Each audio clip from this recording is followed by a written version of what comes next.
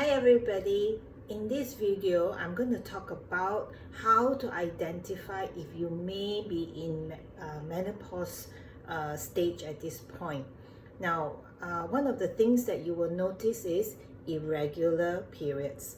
Now, by definition, if you have not had your menses for the last 10 to 12 months, you are now in menopausal stage.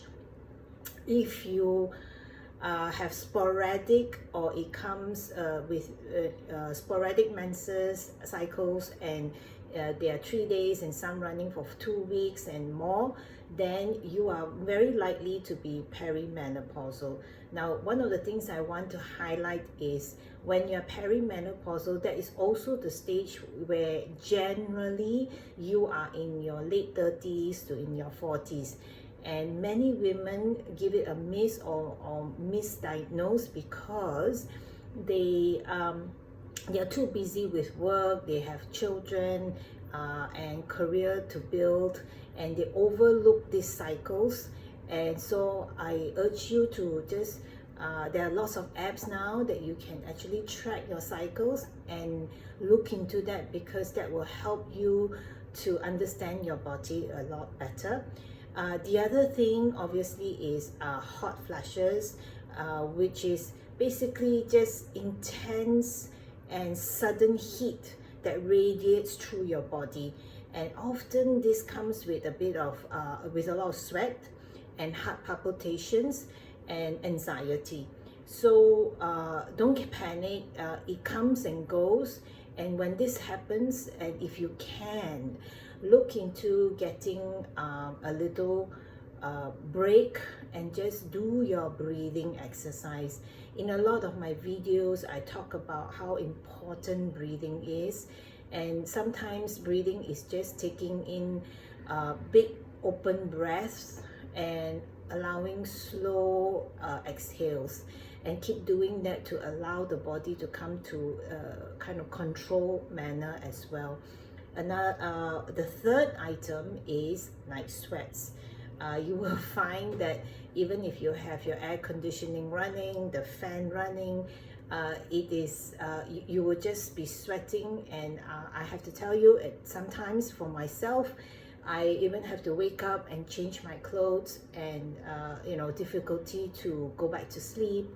I find that this definitely disrupts you, and it affects your mood, and it causes a lot of irritability and tiredness, fatigue throughout the day, because you just didn't get proper sleep over the night. The fourth thing I like to bring up is vaginal dryness.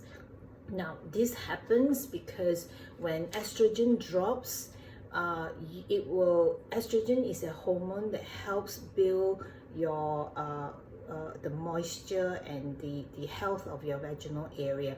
Now, one of the things that you can do already, even if you do not have this, is do not simply put douches or cleansers into your vaginal area.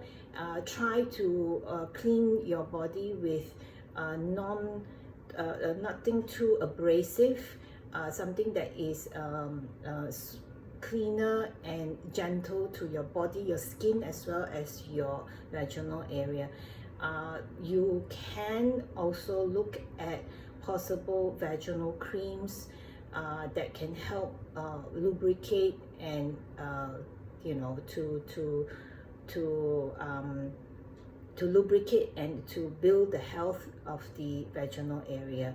Now, mood swings is one of the fifth items that I have to bring about, and it is fluctuating all the time. And you will find that some women are very lucky. They do not have any mood swings at all, and they do not have any symptoms. But this is the rare few. Most women do have their mood swings, and it causes irritability, depression, and then anxiety and mood changes. And this is when I feel that if you're going through this, it is good to talk to your your partner or your family, and just let them know that you are going through this, and to forgive you because you can't help yourself. And friends, people who are around you who may notice these changes, you need to understand that you are human and it's okay, and you got to tell them that I'm going through this, and please just be aware so that you don't cut your bridges or your friendship because you're going through this huge emotional and biological changes that's happening. Obviously, it also affects because you're not sleeping very well. So when you don't sleep well, your body just doesn't function, and those are the things that we really have to take care of ourselves. In my further videos, I will talk about what are the things, routine that you can do to help you sleep better, and something that we can all practice.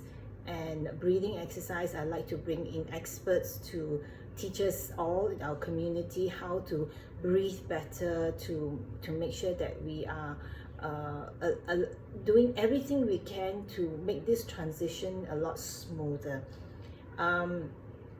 There's also things like sleep problems, which is obviously insomnia, and waking up frequently during the night, or having difficulty to fall back asleep. Now, in my journey, there was many nights that probably 3 nights in a week that I would be waking up by 2 o'clock and just staring at the ceiling, and then tossing and turning and not being able to lull myself back to sleep. There are moments where I have physically super tired, want to go to bed, but the sleep just never come through, and that was very difficult for me. And it was one of those things that also affects my mood, and you wake up feeling really cranky.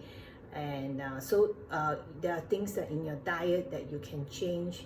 Maybe avoid caffeine, avoid heavy alcohol, and then changing your diet to suit your body so that you can have a more restful sleep at night. Now, one of the things that I like to bring up is something that our new world, we all have this problem. Generally, we bring our phones, our iPads to the room, and things like this actually disturbs our sleep.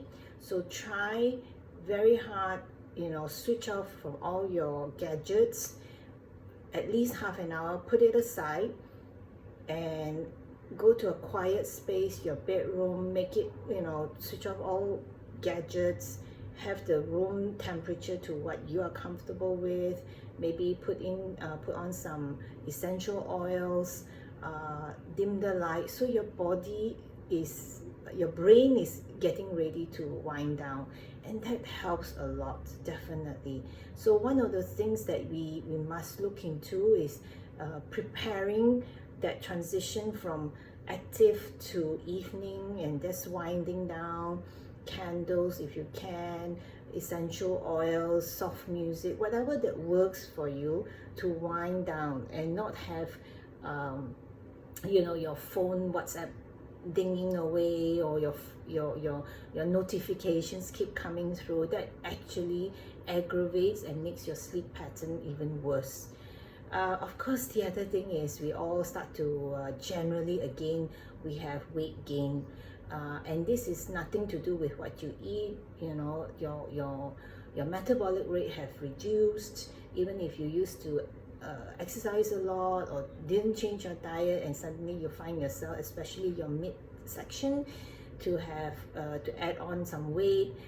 It's not necessarily the weight, but that's the overall appearance of your water retention, and all these things can affect you in general. And I would say one of the things we can do is, first off, we have to accept that there will be changes to our body. Because if you are anything like me, where I got really upset because I'm a very active person, and then suddenly I was putting on weight, and I just felt very uncomfortable with those weight. And at the first stage was just to accept that my body has changed and that I need to accept that. And then I start just to make myself feel better, also change the way I dress, the way I carry myself, making sure that overall that the overall appearance doesn't depress me. And then changing my exercise routine to suit my body, and as well as looking into how I can, as long as I'm healthy, as long as I'm healthy, I'm not overly obese, then just acceptance of that will help you a lot as well. Fatigue. A lot of women at some point in the afternoons, they run out of steam, and that is also due to because you're just tired, you're not sleeping well, you're having night sweats, you're having hot flushes, and irritability. So all these finding time to rest, finding time for yourself is very, very crucial if you're at the peri and the menopausal stages. And it is something that again, we tend to not take care of ourselves. We are always trying to take care of the children, your parents, your husband, your work, your boss. And it's okay to just take 10 minutes in the morning to just have that mental state and say, okay, to be zen. If you can't do that, at least try to do in the evening. Just going through a small routine, like I said, with the essential oils, with candles, dim lights, take away your phones and your laptops, and just allow 15 minutes where you are present and just taking charge of your body and say, okay, just breathing. Now 15 minutes, surely you can do it for yourself. You deserve it, and you need to be able to detach yourself from the outside world, the noise, so that your body and your head space can be calm and ready for a good night's rest. And that will already help you overcome your fatigue, your mood swing somewhat, depending. Obviously, there's also the decreased libido, because estrogen is a huge part of how your sexual desires are, and during this stage you will lose your estrogen level, and that causes the painful vaginal area. For some of you who may not know how that feels, basically it's really like a rusty metal scraping through the sides of your internals, and that is very, very painful and very uncomfortable. And intimacy is part of our lives. We want to connect with our partners, and this is also the stage where you really have to, that you shouldn't take it lightly, and you should look into it and see how you can get any creams or whatever that works well for you. Please check with your health provider and ask for advice how you can improve your general vaginal area and overall menopause symptoms. Last but not least, the 10th thing is about bone loss. This is also the stage where we, as we get older, our bones are getting brittle, and bone density is decreasing, and we risk osteoporosis and bone fractures. Now, this is also the time, as you know, most elderly will start to have falls, and they trip, or this is injuries that can happen. Now, it's super important that exercise be part of your routine. I cannot emphasize more how important exercise is. And it's not just the cardio. Now, when I say cardio, it's the running, the cycling, and all that.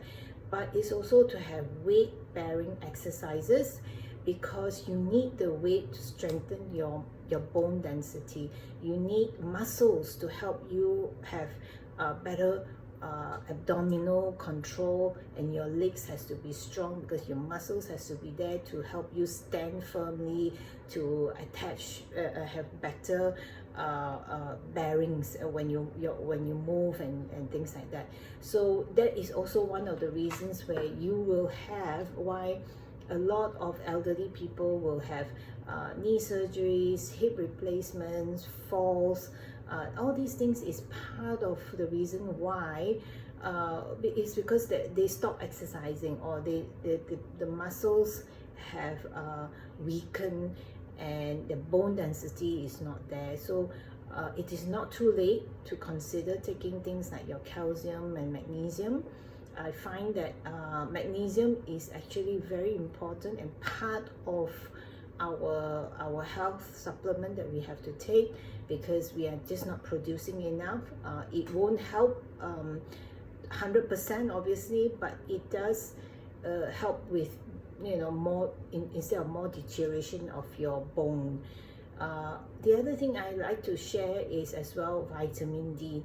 Now, a lot of people would think that if you are always in the sun, or if you are living in a tropical country, vitamin D is not necessary to be consumed. And I found I, for one, had to take a lot of vitamin D supplement, because it was, I learned this very from my doctor friend, and it was like, basically our skin is not converting the vitamin enough, and therefore we do need supplements to help our calcium to work, and it helps the overall well-being, and you do somehow feel much happier or more cheerful, because somehow you know, when you're in the sun, you get some vitamin onto your body. If you're taking supplements, this really helps with the overall wellness of your journey with menopause. So you know that these are the 10 facts to identify if you are at perimenopause or menopause stage. And I'm not here to advocate anything particularly, it's just for you to identify. I suggest highly, if you think you are in this level or this phase of life, do go in for advice from your health provider.